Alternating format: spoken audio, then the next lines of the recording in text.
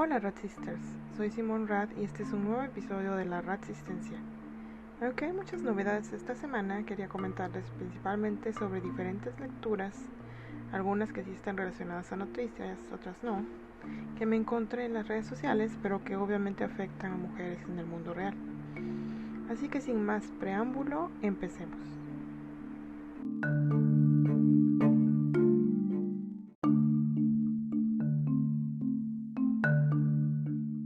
Esta semana me topé con un artículo sobre la experiencia de varias mujeres que se hormonaron e incluso operaron en su intento de identificarse como hombres y luego decidieron de transicionar.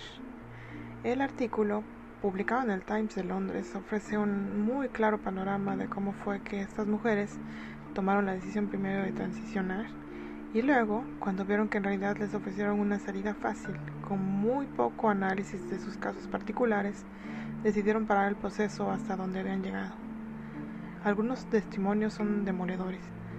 Por ejemplo, Zainid, quien desde los 15 años sentía que quería ser un hombre, afirma que sentía envidia de los hombres y resentimiento hacia ella misma. También que a pesar de que quiso tratar sus traumas con sus terapeutas, estos veían su disforia como la causa de sus problemas y no como un síntoma de problemas más profundos a tratar antes de transicionarla. Igualmente habla de la facilidad para hacer este proceso, pues a unos pocos meses de investigar y encontrar una clínica para la transición ya la tenían en testosterona, así sin más. O Lucy, que debido a que era lesbiana y era maltratada, se sintió empujada a transicionar. Tenía desórdenes de la alimentación múltiples, pero en vez de ir a un terapeuta que solucionara esta situación o que le ayudara a enfrentarse a la discriminación que sufría, se encontró con un terapeuta que nunca había trabajado con gente trans. Sin embargo, no le hizo ningún tipo de seguimiento para encontrar la causa de su disforia, sino que la refirió de inmediato a una mastectomía y hormonas. Luego, rápidamente fue referida a una histerectomía y ovariectomía. Todo pasó muy rápido. Nadie le habló de lo irreparable de lo que iba a hacer, que esos órganos son importantes y ahora, a los 23 años, está sufriendo una menopausia precoz. O Ellie, que cuando vio a un psicólogo y este le dijo que no era trans, convenció a sus padres de ir a otra organización totalmente pro-trans, donde la pusieron en testosterona de inmediato, además de convencer a sus padres diciéndoles que los efectos de esta hormona eran completamente reversibles. Ellie cuenta que ella sabía que esa afirmación no era verdad, ya que algunas hormonas podrían no serlo, dependiendo del tiempo que se tomen, pero su urgencia por transicionar la hizo callar. O Lee, quien sufrió un abuso sexual por parte de su propio padre, lo cual le causó un trauma toda su vida. A los 44 decidió que la solución a su caso era transicionar. Acudió a un médico y este le dijo no perdamos más tiempo y le inyectó testosterona en ese momento. A todas estas mujeres les ofrecieron una única solución prácticamente, con muy poca atención a otros problemas que ellas mismas sabían que tenían, con muy poco seguimiento psicológico, personas cuya motivación quién sabe cuál era, quitarse un problema de enfrente, ganar dinero con las cirugías. Es imposible saberlo con certeza, pero sin duda estas mujeres deben vivir con la consecuencia de que una única narrativa se les presenta como solución a su disforia, que muchas veces es una reacción al profundo sexismo que existe en nuestra sociedad.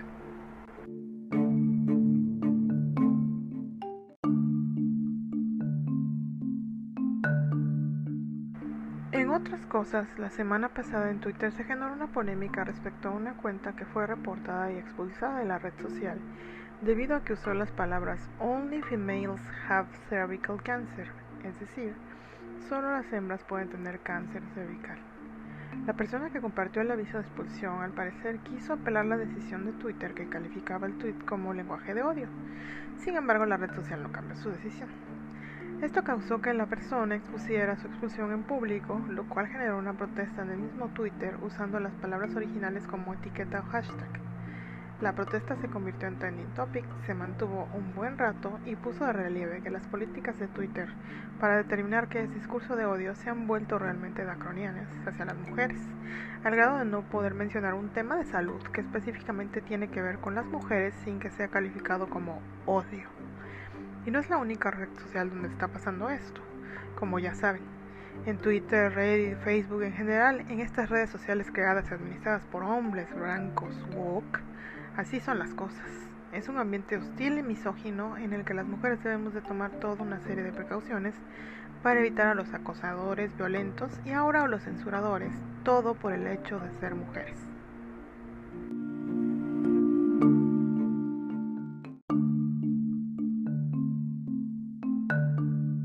En la semana también me tocó leer y vivir en lo personal un fenómeno que me encontré en un artículo en Medium. La autora decía que, al revés de lo que dice la frase atribuida a Voltaire de "no estoy de acuerdo con lo que dices, pero defenderé hasta la muerte de tu derecho a decirlo", hoy en día la filosofía parece ser "estoy de acuerdo con lo que dices, o quizá podría estar de acuerdo con lo que dices, pero me opondré con fuerza a que lo expreses". Pero ¿cómo puede ser esto? Lo que ocurre es que en general, en redes sociales e incluso en la vida real, cuando un argumento con evidencias es expuesto, algunas personas te manifiestan su acuerdo en privado o te dicen al menos que probablemente tienes razón, pero te recomiendan no hablar del tema. Algunas usan un tono de "pero es que ese tema ya cansa a muchas". Otras te dicen directamente "ese tema es tonto".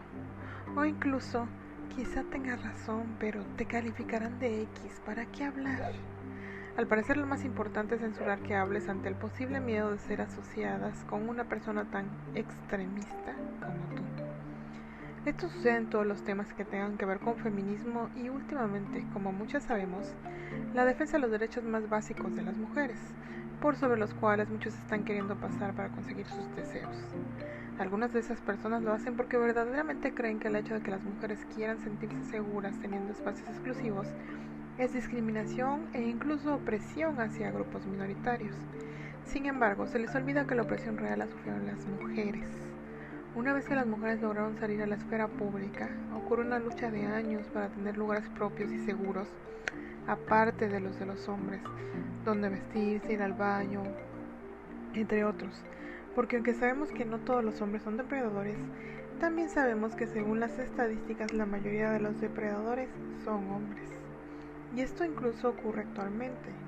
Diversas bomberas debieron organizarse en 2008 para que sus vestidores estuvieran aparte de los hombres ante los constantes acosos de sus compañeros. La cuestión de que darle espacios exclusivos a unas les genera inseguridad o violencia a otras personas es un falso dilema. Si no dejamos entrar a las personas, hombres que se autodenominan o identifican como mujeres a nuestros espacios seguros, pero se les da espacios seguros aparte, esto les generaría seguridad y les evitaría violencia sin perder la seguridad de las mujeres. Sin embargo, este tipo de medidas que implican un punto medio muchas veces no son del agrado de los transactivistas, que no de todos los trans, que hay unos que son razonables, quienes afirman que eso es opresión, que es abusar de nuestro privilegio, cuando fue un derecho duramente logrado y lo único que queremos es evitar o parar lo más posible el peligro de que un depredador se meta en nuestros espacios, ya que un hombre, no importa cómo se identifique, podría ser potencialmente un depredador. Se llama derecho positivo y ofrecérselo a otro tipo de grupos vulnerables es absolutamente normal. Y si llega un grupo vulnerable más, se pueden realizar adaptaciones extras en espacios que sean suyos.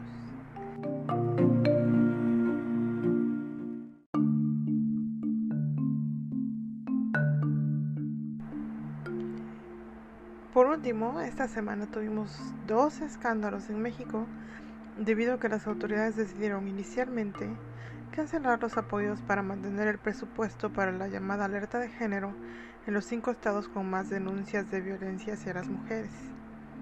Esta alerta de género es un mecanismo con el cual se supone que se ofrece ayuda y se hacen ciertas acciones para evitar que exista violencia hacia las mujeres y que haya tantos feminicidios en esos estados que, como ya dije, son los que más cuentan con casos de violencia y de feminicidios. Debido a las múltiples protestas, principalmente en redes sociales pero también en medios, esta medida se canceló, así que no se hizo el retiro de recursos a estos estados. No obstante, más tarde se dio otra noticia de cancelación de recursos. Ahora la principal institución para defender a las mujeres en México, el Instituto Nacional de las Mujeres, o INMujeres, sufrió una pérdida del 75% de su presupuesto, con lo cual evidentemente la cantidad de acciones que podrán realizar será mucho menor a la que hacían, lo cual de por sí era insuficiente ante tantos problemas de violencia machista en este país.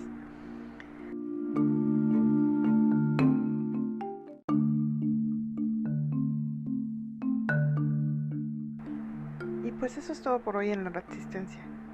Recuerden que este podcast está en varias plataformas para escucharlo, como Spotify, Google Podcast, Breaker, Radio Public, Apple Podcast, TuneIn, así como en las redes sociales Twitter, Facebook, Instagram y YouTube.